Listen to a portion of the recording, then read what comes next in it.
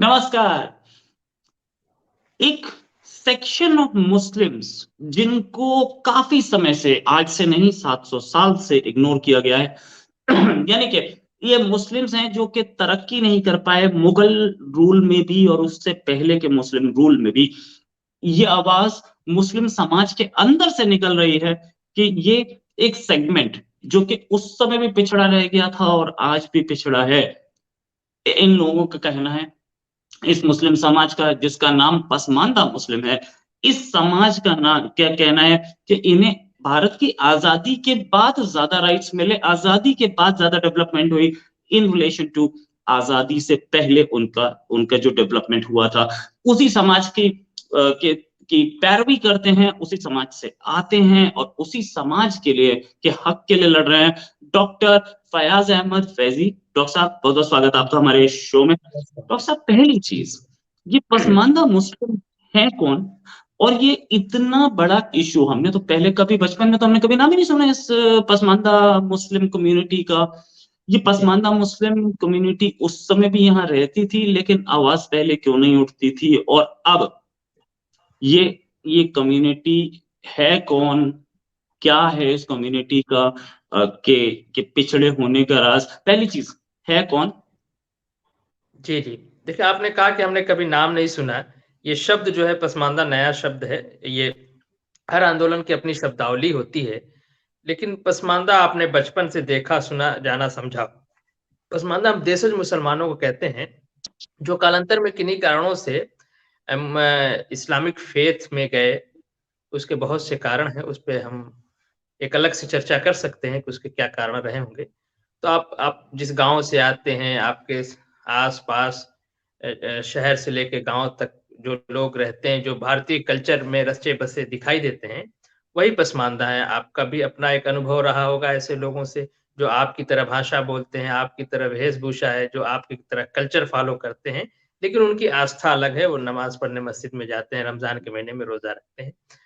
उनको ये बाबा कबीर के युग से इसकी बात चल रही है। जो एक एक एक देखिए 2 तरह के मुसलमान हैं। एक तो देशज मुसलमान हैं जिनकी हम बात करें, जिनको पसमानदा कहा जाने लगा है। और एक जो है वह आक्रांता जो आया इस देश के अंदर, मुस्लिम धर्म का मानने वाला, जो यहाँ शासक वर्ग रहा एक लंबे समय तक। मैं समझता हूँ 6 साढ़े 600 साल शासक वर्ग रहा है वो। अभी भी शासक वर्ग है वो। शासन उसकी फुल फ्लेज थी 6 साढ़े 600 साल, वो कहते हैं 1000 साल है, वो एक अलग बात है। और जो भारतीय मूल के जो मुसलमान थे, यहाँ के जो विभिन्न धर्मों से जो कन्वर्ट हुए, जो दलित से कन्वर्ट हुए, आदिवासी से कन्वर्ट हुए या पिछड़ी जातियों से, जो कामगर जातियाँ थीं, कौशल वाली जो जातियाँ थीं, शिल्पकार थीं, वो उस पूरे समूह को हम देशज पसमानदा कैटेगरी में रखते हैं। पसमानदा चलता था, देशज शब्द मैंने इसमें ऐड किया क्योंकि मेरा ये मानना है कि जो नस्लीय और जातीय जो उत्पीड़न है, उसको आप सोशल जस्टिस के ज़रिए से सही कर सकते हैं। लेकिन जो सांस्कृतिक हमारा डिस्क्रिमिनेशन है, जैसे हमारे पिताजी धोती पहनते थे, मेरे दादाजी धोती पहनते थे। उसको अगर कोई हिंदुआना कहता है, ये हिंदुओं की कहता है, उसको हमारी भोजपुरी भाषा को या जो भी हमारे पसमानदा बोलते हैं, उसके प्रति जो जो उसका जो एक डिस्क्रिमिनेशन होता है, उत्पीड़न होता है बाहर से आए मुसलमानों द्वारा कि ये हिंदुओं की चीज़ है और ये हिंदू ऐसे है, तुम हिंदुओं की तरह मुसलमान हो, तुम कैसे मुसलमान हो कि उर्दू का तलफ़्फ़ुज़ तुम्हारा ठीक नहीं है। तो ये कैसे खत्म होगा? ये सोशल जस्टिस से मुझे नहीं लगता कि खत्म होता है, इसकी बात करनी पड़ेगी। और बाबा कबीर से लेके आप आज तक हम इसकी लड़ाई लड़ रहे हैं, तो स्पष्ट विभेद आपको समाज में आपको स्पष्ट रूप से दिखाई देगा। जब आप घर से बाहर निकलते हैं, तो आपके भारतीय मूल के जो मुसलमान हैं, उनका जो कल्चर, उनकी बातचीत शैली है, वो अलग दिखाई देगी। जो शासक वर्ग मुसलमान है, उसका ऑरा, उसका जलवा और वो है, उसके बातचीत करने का अंदाज़ बिल्कुल अलग दिखाई देता है, तो आप बिल्कुल आसानी से उसको पहचान सकते हैं। तो कट एंड शॉर्ट, जो ओबीसी और जो शेड्यूल कास्ट, शेड्यूल ट्राइब और जो अदर बैकवर्ड क्लास के अंदर जो मुस्लिम धर्मावलंबी है, उनको हम देशज पसमानदा कहते हैं। जी। राइट। अच्छा, ये पसमानदा मुस्लिम पिछड़े मतलब बैकवर्ड कम्युनिटी से या किसी और कम्युनिटी से या जिसे बोलते हैं कि क्लास, एक ऐसी क्लास से कन्वर्ट हुए थे जिनको मुस्लिम्स ने शायद कभी अपनाया नहीं, तो वो पिछले 700 साल से हो रहा था। आज क्या ऐसी जरूरत आ पड़ी कि इस मुस्लिम्स ने, इस कम्युनिटी ने अपनी आवाज उठाई। वैसे भी कुरान में तो ऐसा कुछ है नहीं कि धर्म के कोई, कुरान में तो सब बराबर हैं, कोई रिलीजन नहीं है, कोई कोई रिलीजन तो है कि कोई कास्ट नहीं है, कोई कम्युनिटी नहीं है। तो ये अब ये एक तो ये पसमानदा कम्युनिटी सामने क्यों आई? दूसरी चीज, इतने साल से उत्पीड़न हो रहा था, ठीक है, मैं मानता हूँ हो सकता है हो रहा हो, मैं किसी चीज को एडवोकेट नहीं कर रहा हूँ, लेकिन जब कुरान में ऐसा नहीं लिखा गया है तो ये पसमानदा कम्युनिटी अपने आप को मुस्लिम बोलते हुए सामने कैसे आ रही है? ये देखिए, ये बड़ा ही जो आपने कई एक सवाल उसमें उलझे हुए हैं। लेकिन जो मूल मूल प्रश्न है आपका कि कुरान डिस्क्रिमिनेशन की बात नहीं करता नस्ल और जात के आधार पे, तो फिर इस तरह का समाज में कैसे है? तो देखिए, इसके लिए एक बड़ी कई एक तरह के जवाब जो चूँकि अशराफ शासक वर्ग है, शासन, सत्ता और बुद्धिजीवियों में उसकी पकड़ है, तो वो इसके जवाब में ये कहता है कि हम बहुत ज़माने से हिंदुओं के साथ रह रहे हैं, इसलिए हिंदुओं की बुराई हमने सीख लिया। फिर वो हम्म, कहता है कि यहाँ हिंदू धर्म था और हिंदू धर्म में वर्ण व्यवस्था थी, जात-पात थी, उससे हमारे लोगों ने ये सीख लिया, एक चीज़। दूसरी चीज़ वो ये कहता है कि ये जो कन्वर्ट होके आए हैं हिंदुओं से, ये अपनी बुराई लेके इस्लाम में घुस गए हैं। मैं हम्म, मैं इस बात को नहीं मानता, ये मिथ्या, ये झूठ बात है। क्योंकि जो नस्लीय और जातीय भारत में आते-आते वो जातीय हो जाता है क्योंकि नस्ल के साथ-साथ जब पेशा जुड़ जाता है, तो वो जातीय हो जाती है।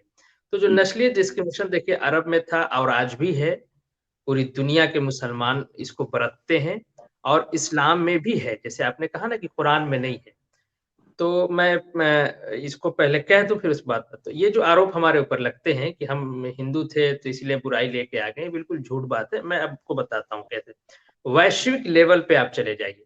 कुरान से ही बात शुरू करता हूँ। देखिए कुरान में ये बिल्कुल सच बात है कि कुरान में कहीं इस तरह की कोई वर्स नहीं है, कोई आयत नहीं है, जो डायरेक्ट ये नस्लवाद को या जातिवाद को प्रमोट करता हो। जबकि इसके विरोध की आयतें हैं। जैसे एक आयत है जो कहती है कि हमने इंसानों को जो पैदा किया है, नर और मादा जो बनाया है, उनको ना डिपार्ट्समेंट में बाँटा है। शोबन कबाइल का शब्द है। अब उसको आप डिपार्टमेंट कह लीजिए, समुदाय कह लीजिए, समूह कह लीजिए, कबीला कह लीजिए, जनजाति कह लीजिए। अब कबीले का एक आम तौर से जो जो ट्रांसलेशन करते हैं जनजाति कर देते हैं। लेकिन वहाँ कुरान ये कहना है विभागों में बाँटा, छोटे-छोटे पहचान। तो वो कुरान कहता है कि हमने पहचान के लिए बाँटा है, डिस्क्रिमिनेशन के लिए नहीं।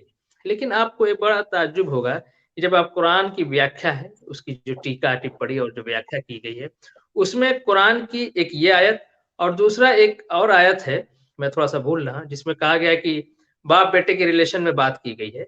इन दोनों आयतों को आधार बना के जब अशराफ उलमा इसको एक्सप्लेन करते हैं, तो पूरा नस्लवाद, जातिवाद इसमें डाल देते हैं वो। माने कुरान अगर सफ़ेद कह रहा है, तो पूरा उसी सफ़ेद बात को बताने में पूरा काला कर देते हैं और कहते हैं कि ये जो कुरान बराबरी की बात कर रहा है, ये आखिरत की ज़िंदगी में है, यानी मरने के बाद की जो ज़िंदगी है, वहाँ सारे लोग बराबर हैं। दुनिया में बहरहाल उनके मर्तबे का, यानी कौन किस नस्ल में पैदा हुआ, किस जाति, उसका ख़्याल रखा जाएगा। पहली चीज़ आप समझिए कुरान में नहीं है, उसके एक्सप्लेनेशन में ये सारी चीज़ें हैं। दूसरी चीज़ एक बहुत इम्पोर्टेंट बात बताऊँ कि कोई चीज़ इस्लाम में है या नहीं, ये कैसे पता चलेगा? सिर्फ़ कुरान से ही नहीं होता है। कुरान में बहुत सी ऐसी चीज़ें हैं, जो कुरान में तो नहीं है, लेकिन इस्लाम में है। जैसे नमाज़ पढ़ने का तरीका कुरान में नहीं है। हम्म, नमाज़ को अगर कहें इस्लाम में है कि नहीं, तो आपके भाई जो कुरान पढ़ने का इसलिए आप देखेंगे कुरान ये नमाज़ पढ़ने का जो तरीका है, वो कई तरीके से लोग नमाज़ पढ़ते हैं। क्योंकि कुरान हम्म, में स्पष्ट रूप से कुरान में कहा गया कि आप सिजदा कीजिए, रुकू करिए, नमाज़ पढ़िए। नमाज़ का शब्द भी कुरानिक शब्द नहीं है, ये हम्म, पर्शियन शब्द है, सलाह कहते हैं। तो हम्म, ज़रूरी नहीं तो उसका पूरा तरीका ही जो है, वो हदीस में आपको मिलेगी। दूसरा जैसे मुसलमानों के अंदर सर्कमसिज़न होता है, वो भी आपको कुरान में नहीं मिलेगा। तो ये कहना कि फलाँ चीज़ कुरान में नहीं है इसलिए इस्लाम में नहीं है, ये कास्टिज़्म और रेसिज़्म की जब बात को डिफेंस करने के लोग कहते हैं, तो ये एक कुतर्क टाइप का है क्योंकि बहुत सी ऐसी चीज़ें हैं जो कुरान में नहीं है, इस्लाम में है। पहली चीज़ ये हम्म, समझिए। अब आइए इस्लाम में कौन चीज़ है, कौन चीज़ नहीं है, इसका डिसीज़न सिर्फ़ कुरान से नहीं होता है। हदीस में भी हम्म, देखी जाती है, फ़िक़्ह की किताबों में भी देखी जाती है, सब है तब उसको माना जाता है। अब आइए हदीस आपको ऐसी बहुत सी मिलेंगी। देखिए मैंने एक इस पे डिटेल 5-6 एपिसोडिक आर्टिकल लिखे हैं जो द प्रिंट में पब्लिश हुआ है, वहाँ डिटेल में इसको हमने समझाने का प्रयास किया है। यहाँ कट शॉर्ट में आपको बात बता दूँ कि कुरान में तो नहीं लेकिन हदीस में आपको दोनों तरह की हदीसें मिलेगी। जातिवाद का और नस्लवाद को प्रमोट करने वाली हदीसें मिलेगी और उसको विखंडन उसका खंडन करने वाली भी हदीसें मिलेगी। यानी एक हदीस दूसरे हदीस के एकदम ठीक सामने है। और जातिवाद के सपोर्ट में जो हदीसें हैं, उसमें बहुत ही असभ्य भाषा का भी प्रयोग प्रयोग हुआ है। और ये ऐसा नहीं कि अशराफ उलमा ने उन हदीस को निकाल के फेंक दिया है, ये कोट करते हैं उन हदीसों को जब जहाँ-जहाँ मौका होगा। जब वो आपसे बात करते हैं तो कुरान की आयत पढ़ते हैं, जब हमारे पास आते हैं तो कहते हैं अइम्मतुल मिनल कुरैश की खलीफा जो है अशराफ ही होगा, शेख सैयद ही खलीफा होगा जिसको उस ज़माने में कुरैश कहते हैं। तो ये दोनों जगह बैलेंस बनाने के लिए दोनों तरह की हदीसें मिल जाएगी। तो पूरा एक गड़बड़ है।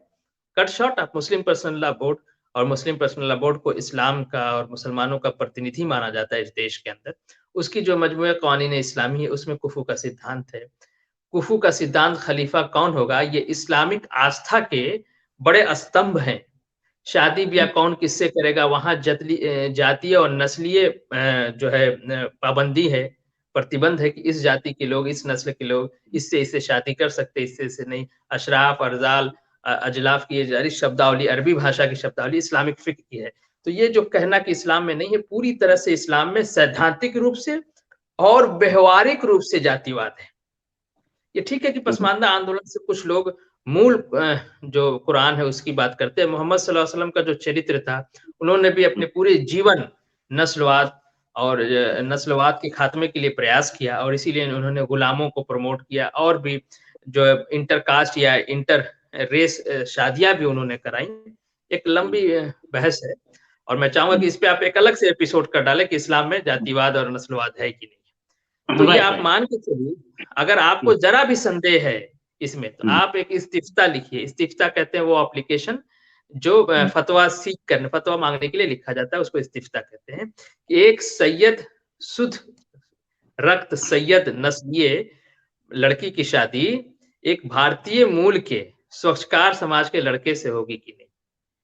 तो ये सारा जो इस्लाम में है कि जातिवाद नहीं, इनका खुल के आ जाइए, आपको लिख के दे देंगे कि ये इसके गैर कुफू हैं, यानी इक्वल नहीं है, इसलिए शादी नहीं होगी। स्वच्छकार समाज से आने वाले भारत रत्न बिस्मिल्लाह खान को भारत रत्न मिल सकता है। वो लाल बेगी और भंगी समाज जिसको कहते हैं, जो स्वच्छकार समाज थे, उसको भारतीय संविधान और भारत जो है सरकार जो भारत रत्न दे सकती है, लेकिन उनके लड़का जो है सैयद की लड़की के बराबर नहीं हो सकता है कि उसकी शादी हो जाए। तो ये सब ढोंग है, कहने की बातें हैं। तो पूरी तरह से सैद्धांतिक रूप से भी व्यवहारिक रूप से इस्लाम में जातिवाद, छुआछूत, भेदभाव है। यमन एक देश है, वहाँ एक अक़दाम एक कौम होती है, अक़दाम एक समाज होता है, जो स्वीपर क्लास है, झाड़ू-पोछा काम करता है। उनके साथ छुआछूत भी है, भेदभाव भी है, कोई उनसे शादी-ब्याह भी नहीं करता, बर्तन में उनके खाता भी नहीं। एक पूरा एक देश है जो जिसका नाम नस्ल के आधार पे है, जाति के आधार पर है। अरबी में उसको उर्दून कहते हैं, अंग्रेजी और हिंदी में हम लोग उसको जॉर्डन कहते हैं। हाशमी राज्य जॉर्डन, यानी हाशमी सैयद लोगों की जातीय वो टाइटल है, जैसे ब्राह्मण का उपाध्याय होता है, आहिर लोगों का यादव होता है, उसी तरह सैयद के कई एक टाइटल होते हैं, रिज़वी होते हैं, काज़मी होते हैं, उसी में हाशमी भी होते हैं। कई एक टाइटल जो है व्यक्ति विशेष से बोला है। तो पूरे एक देश का नाम जाति के नाम पे है, नस्ल के नाम पे है। और आप कहते हो कि ब्राह्मणों से जो है हमने जातिवाद सीख लिया, मनुस्मृति से हमने जातिवाद सीख लिया, फिर हमारे देशज पसमानदा के ऊपर आरोप लगाते हो कि इस्लाम में ये सब अपनी हिंदू धर्म की बुराई लेके आ गए और पहला खलीफा नस्ल के आधार पे चुना जाता है इनका। खिलाफत की सारी लड़ाई कौन खलीफा बनेगा वो नस्ल के आधार पे क्लेम की जाती है। यानी जो मोहम्मद सल्लल्लाहु अलैहि वसल्लम की जो लीनिएज वंशावली है, उससे जो जितना ही करीब है वो खिलाफत का दावा उसका उतना ही मजबूत माना जाता है। इसीलिए देखेंगे खलीफा के वर्ण में पहले शिया सुन्नी का जो विभेद ही नस्लीय विभेद है, ये वैचारिक विभेद नहीं है, खूब अच्छे से इस बात को समझिए। सुन्नी ये कहता है, सुन्नी मैथोलॉजी कि खलीफा सिर्फ कुरैश होगा जिसको हम शेख सैयद कहते हैं, अशराफ, यानी शेख भी और सैयद भी दोनों लोग खलीफा हो सकते हैं। शिया मैथोलॉजी कहती है कि नहीं, सिर्फ सैयद होगा और सैयद में भी सिर्फ मोहम्मद जो अली और फातिमा की जो संतान है, यानी अली रज़ी अल्लाह तआला अन्हु की और भी बीवियां थी और उनके गुलाम भी थे जिनसे वो इस्लाम में वो जायज़ है कि अगर वो गुलाम है, तो उसके साथ आप सेक्सुअल रिलेशन कर सकते हैं, उनसे भी पुत्र होते हैं। तो वो पुत्र जो है व्यक्ति विशेष के नाम से ही जाना जाता है कि फलाने का पुत्र है। तो हज़रत अली की और बीवियों से जो पुत्र हैं, वो उतने बड़े सैयद नहीं माने जाते हैं। जो प्योर सैयद कॉन्सेप्ट है शियाइज़्म में या सूफ़ीइज़्म में जिसको कह लीजिए। वो हज़रत अली और फ़ातिमा से जो नस्ल चली हसन-हुसैन और जो उसमें 12 इमाम का जो कॉन्सेप्ट है, एक इमाम इनके जो है इमाम मेहदी वो छुपे हुए हैं, वो जब आएँगे तो सारे लोगों को काट-पीट के पूरी दुनिया में इस्लामिक हुकूमत ले आएँगे और फिर ईसा अलैहिस्सलाम आएँगे और ये जो कॉन्सेप्ट है इमाम मेहदी का तो वो शिया में जो जो 12 इमाम का कॉन्सेप्ट है, ये शुद्ध सैयद नस्ल के होंगे। तो शिया सुन्नी का विभेद ही नस्लीय है, जाती है और ये कहते हैं कि हम पंडित जी से सीख लिए। वहाँ जब खलीफा बनाए जा रहे थे, चुनाव हो रहा था जब खलीफा का, तो वहाँ कौन पंडित जी मनुस्मृति लेके बैठे हुए थे, कि साहब नहीं खलीफा जो है इस नस्ल जाति का हो, तो ये पूरी तरह से मिथक है और देखिए बड़े लोग हैं, ताकतवर लोग हैं, शासन सत्ता के लोग हैं, ये जो बोलते हैं वही सही मान लिया जाता है। जी। राइट। ये सारी चीजें मेरे लिए नहीं है, मैं बिल्कुल नहीं जानता था इसके बारे में, आपने मुझे एनलाइटन किया, थैंक्स अ लॉट। और बहुत सारे और हमारे व्यूअर्स भी हैं जो कि एनलाइटन हुए होंगे, हमें बिल्कुल लिटरली इन सारी चीजों के बारे में किसी ने पढ़ने की जहमत नहीं की, किसी ने पढ़ाई नहीं की।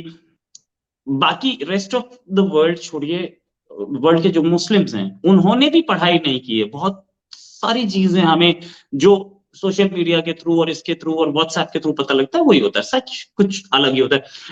एक क्वेश्चन जो कि बहुत बहुत पसमानदा लोगों पर आरोप लगता है वो ये कि ये सब मोदी का साथ दे रहे हैं, ये सब मोदी की, प्राइम मिनिस्टर मोदी की बहुत पॉपुलैरिटी है इस समाज के बीच में। ऐसा क्यों कि ये लोग प्राइम मिनिस्टर मोदी को पसंद कर रहे हैं और Muslim community prime minister Modi को तो बिल्कुल पसंद नहीं करती।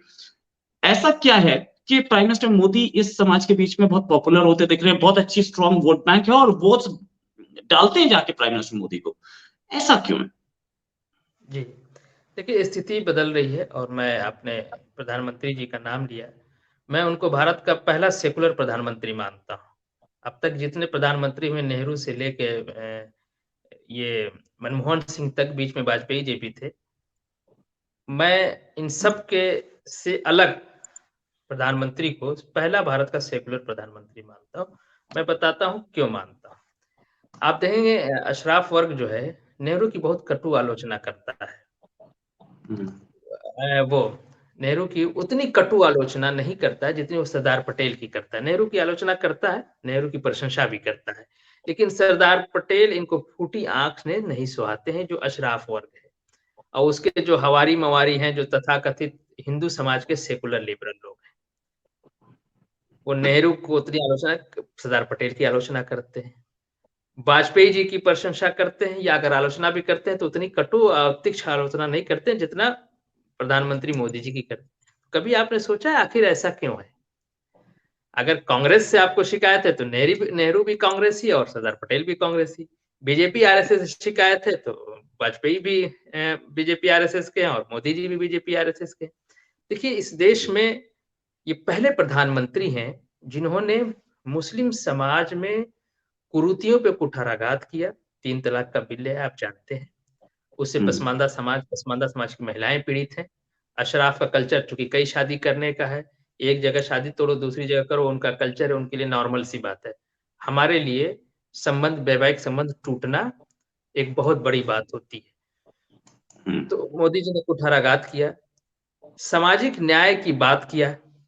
आप देख रहे हैं कि पसमानदा मुद्दे पे आजकल लगातार डिबेट हो रहे हैं, पत्र-पत्रिकाओं में लेख छप रहे हैं। ये मोदी जी ने जब से इस बात को कहा, प्रधानमंत्री ने कहा, जब से ये चर्चा में है। इसलिए जो है इसलिए मैं उनको सेकुलर प्रधानमंत्री कहता हूँ क्योंकि उन्होंने हमें मुस्लिम नहीं समझा। उन्होंने हमें देश का नागरिक समझा, हमारी महिलाओं को देश का नागरिक समझा। इसीलिए हमें चंद बाहर से और प्रधानमंत्रियों का जो स्टाइल था और सेकुलर लिबरल तथाकथित सेकुलर लिबरल लोग, ये सब कम्युनल लोग थे, जो स्टाइल था उनका कि मुसलमानों को, इस पूरी भीड़ को एक मोनोलिथ मानते हुए बाहर से आए हुए जो आक्रांता हैं, जो शासक वर्ग, उनके हवाले छोड़ दो। जो सामंत, जो मेडिवल एज के जो फ्यूडल सिस्टम था, मेडिवल एज का आप जानते हैं पूरे यूरोप में था, जो मध्ययुगीन फ्यूडल मानसिकता के थे, सामंतवादी मानसिकता के थे, उनके हवाले कर दिया, गुंडों के हवाले कर दिया, मुस्लिम समाज के जो अशराफ वर्ग के गुंडे थे या मुल्ला मौलवी के करके छोड़ दिया। आप देखिए नेहरू जी जो है हिंदू कोड बिल ले आते हैं। भाई आप हिंदू के प्रधानमंत्री हैं कि देश के प्रधानमंत्री हैं? आपको तो सिविल जो है ना ये सिविल कोड बिल ले यूनिफॉर्म आना चाहिए था। आप हिंदू कोड बिल ले यूनिफॉर्म आते हैं। हाँ जी। तो आप हिंदू समाज में सुधार चाहते हैं, हिंदू समाज में कुरीति से हिंदू समाज में सोशल जस्टिस आप चाहते हैं, मुस्लिम समाज में आपको नहीं चाहिए। तो इसको मैं कम्युनल बिहेवियर मानता हूँ। नरेंद्र मोदी पहले भारत के प्रधानमंत्री हैं। इससे पहले गृह मंत्री और का जो दर्जा था या उप प्रधानमंत्री का जो दर्जा था सरदार पटेल का, उन्होंने इस चीज को एड्रेस किया और मोमिन कॉन्फ्रेंस जो आसिम बिहारी के नेतृत्व में चल रही थी, जिन्होंने मुस्लिम लीग को 1946 के इलेक्शन में सीटें हराई। आप जानते हैं कि उस वक्त एडल्ट फ्रेंचाइज नहीं था, पैसे वाले और पढ़े लिखे लोगों को ही वोट देने का अधिकार था। तो पसमानदा समाज कामगार समाज है, दलित समुदाय का समाज है, आदिवासी, वो कितना पढ़ा लिखा होगा, कितना पैसे वाला होगा, तो उसको वोटिंग राइट उस तरह से नहीं थे, सेपरेट इलेक्टोरेट होता था, यानी मुसलमान मुसलमान वोट देगा, हिंदू हिंदू हिंदू। वहां पे अशराफ वर्ग को जहां पूरी तरह से वोटिंग राइट्स थे, पसमानदा को नहीं, तो उसके बाद भी आसिम बिहारी के नेतृत्व में सीटें हराई गई मुस्लिम लीग को, जो रेफरेंडम माना गया पाकिस्तान के लिए। तो सरदार पटेल ने इसको कंसिडर किया और मौलाना आजाद और अशराफ लॉबी जो थी कांग्रेस के अंदर, उसके विरोध में जाके नूर मोहम्मद और अब्दुल कईम अंसारी को बिहार राज्य में मंत्री बनवाया। ये सरदार पटेल लौह पुरुष का ही साहस था। अगर वो और थोड़ा लंबे समय उनका मिला होता हमें इस देश को, तो स्थिति जरूर बदलती। उसके बाद एक लंबे अंतराल के बाद गृह मंत्री से भी उच्च पद होता है प्रधानमंत्री का। भारत के पहले प्रधानमंत्री हैं जिसने मुस्लिम समाज में सोशल जस्टिस की आवश्यकता पे बल दिया। इसलिए मोदी जी अशराफ वर्ग और उसके जो हवारी मवारी हैं तथाकथित हिंदू समाज के सेकुलर लिबरल, उसके एकदम निशाने पे है। सरदार पटेल भी इसीलिए निशाने पे थे और मोदी जी भी इसीलिए निशाने पे। अब आपने कहा वोटिंग की बात। देखिए, एक बड़ी राजनीतिक पार्टी जब किसी समाज की तरफ हाथ बढ़ाएगी, तो आजकल जागरूकता है, लोग समझते हैं अपने हक अधिकारों को, तो उसकी तरफ भी लोग जाएँगे। तो मैं तो नहीं कहता कि बहुत बड़ा समाज जा रहा है या कालांतर में या आगे चल के क्या होगा, लेकिन अभी जो छिटपुट जो चुनाव हो रहे हैं, जो उपचुनाव हो रहे हैं, या अभी दिल्ली में भी जो चुनाव हुआ है, उसमें भी पसमानदा के 3 महिलाओं को टिकट दिया था, 1 पुरुष को। वहाँ भी हज़ारों की संख्या में वोट मिले हैं।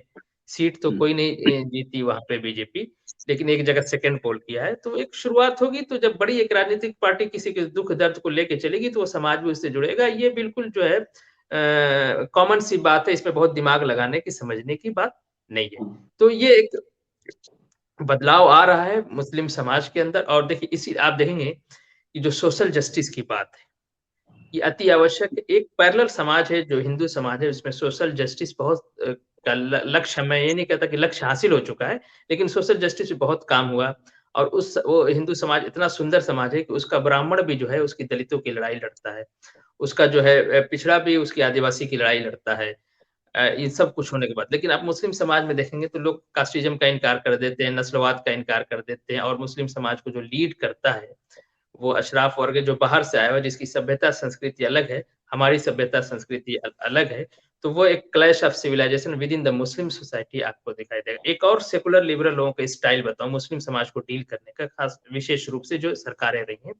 उन्होंने जो शासक वर्ग रहा है, चूँकि वो सामंती रहा है, राजा जमींदार नवाब रहा है, उसके ज़िम्मेदारी तो उसने मुस्लिम समाज को इस्लाम के नाम पे उसी सामंतवाद से डील करने का प्रयास किया। इसीलिए आप मदरसे में जहाँ इस्लाम पढ़ाई जाती है, वहाँ भी जाएँगे तो पूरा सिस्टम उसका फ्यूडल सिस्टम आप पाएँगे, कि एक सर्वोच्च पद होगा, फिर वो मरेगा तो उसका बेटा होगा, ठीक है? दूसरा, इन लोगों ने मुस्लिम समाज में गुंडे पाले। अब वो गुंडा क्या करता है, अशराफ वर्ग का गुंडा, कि सारे मुसलमानों को मैनेज कर लेता है, चाहे वो देशज मुसलमान हो, चाहे बाहर से आए मुसलमान। एक थोक के भाव में झौवा भर जो है भर-भर के वोट दिला देता है। तो ये जो तथाकथित सेकुलर लोगों का चरित्र है, बंगाल में इसका सबसे अच्छा प्रयोग हुआ, जहाँ कम्युनिस्ट पार्टी ने यही किया, हर वार्ड में एक गुंडे। और अभी भी जो वहाँ की ममता बनर्जी की सरकार है, बिल्कुल वो कांग्रेस और जो कम्युनिस्ट पार्टियों का जो स्टाइल थी, जो तथाकथित सेकुलर लिबरल पार्टी को, उसी स्टाइल में तृणमूल कांग्रेस भी काम कर रहा है।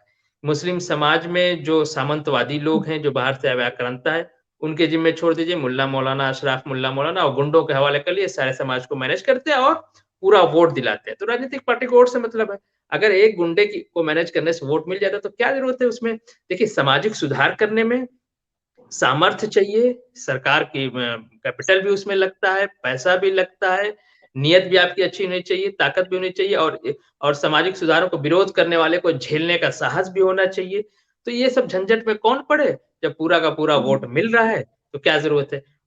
माननीय प्रधानमंत्री ने इसमें थोड़ा-सा बदलाव किया और उन्होंने हमें मुसलमान से पहले देश का नागरिक समझा और मुख्य धारा में जोड़ने के लिए सामाजिक न्याय पे बल दिया, मुस्लिम कुरीतियों पे बल दिया। इस वजह से ये सारा कुछ देख रहे हैं। अभी भी आप देखेंगे मीडिया में जो तथाकथित सेकुलर लिबरल हैं हिंदू समाज के, वो पूरा ज़ोर लगाए हुए मैंने इस पे लिखा था मोदी की पसमानदा नीति की क्या है मायने। तो मुस्लिम समाज को बाँट रहे हैं, तो मोदी जी एक तरफ भाजपा जो है मॉब लिंचिंग भी कर रही है, दंगे भी कर रही है, जो उनका एक स्टाइल है तथाकथित सेकुलर लिबरल लोगों का। फिर ये मुसलमानों को पसमानदा भी मुसलमान होता है, अब यहाँ हिंदू मुसलमान आप कर रहे हैं। जब हिंदू समाज में पिछड़ा और दलित करना, हिंदू समाज को बाँटना नहीं है, तो मुस्लिम समाज में जो पिछड़े और दलित आदिवासी, उनकी हितों की बात करना मुस्लिम समाज को बाँटना कैसे हो गया? अगर ये मुस्लिम समाज को बाँटना है, तो फिर वो हिंदू समाज को बाँटना है। तो एक तरफ आपको हिंदुओं में सोशल जस्टिस चाहिए, मुसलमानों में सोशल जस्टिस नहीं चाहिए। इसीलिए मैं कहता हूँ कि इस देश के अशराफ वर्ग के साथ-साथ जो हिंदू समाज में भी जो तथाकथित सेकुलर लिबरल संगठनें हैं, सेकुलर लिबरल जो राजनीतिक पार्टियाँ हैं, वो सब के सब एक देशज पसमानदा लोकेशन से कम्युनल पार्टियाँ हैं, उनके ऊपर भले सेकुलर पार्टियों का लेबल लगा हुआ है। जी। Right sir. Thanks a lot doctor साहब हमसे बात करने के लिए और बताने के लिए कि पसमानदा मुस्लिम एक नया वर्ड जो हमारे लोगों को समझ में नहीं आ रहा था पूरे कंट्री को समझाने के लिए और क्या रीजन है कि rest of the Muslim community in इनके ऊपर आरोप लगाती है कि ये प्राइम मिनिस्टर मोदी को पसंद करते हैं और इन्होंने अभी हाल में हुई इलेक्शंस में पसमानदा मुस्लिम कम्युनिटी में एनमास वोट किया बीजेपी को। एक चीज़ मैं और ऐड करना चाहता हूँ एक चीज़ मैं और ऐड करना चाहता हूँ। अगर कोई समाज इस देश का किसी प्रधानमंत्री को पसंद करता है, तो ये आरोप क्या है? इसमें क्या आरोप की बात है? हम इस देश के नागरिक हैं, हम जिस नेता को चाहें, जिस राजनीतिक पार्टी चाहे को पसंद करें, ये आरोप कहाँ से हो जाएगा? और इस तरह की आरोप, ये भी बात कोई हमें समझ में नहीं आती। जी, आप कंक्लूड करें please. Thanks a lot sir, thanks a lot. और यही मतलब बाकी rest of the Muslim community यही बोलती है कि भाई ये लोग मुसलमानों को धोखा दे रहे हैं कि ये मोदी को वोट करते हैं। यही आरोप था, nothing else. Thanks a lot sir, उम्मीद है जल्दी एक डिस्कशन और करेंगे आपके साथ। अभी के लिए नमस्कार, धन्यवाद। बहुत बहुत धन्यवाद, आभार।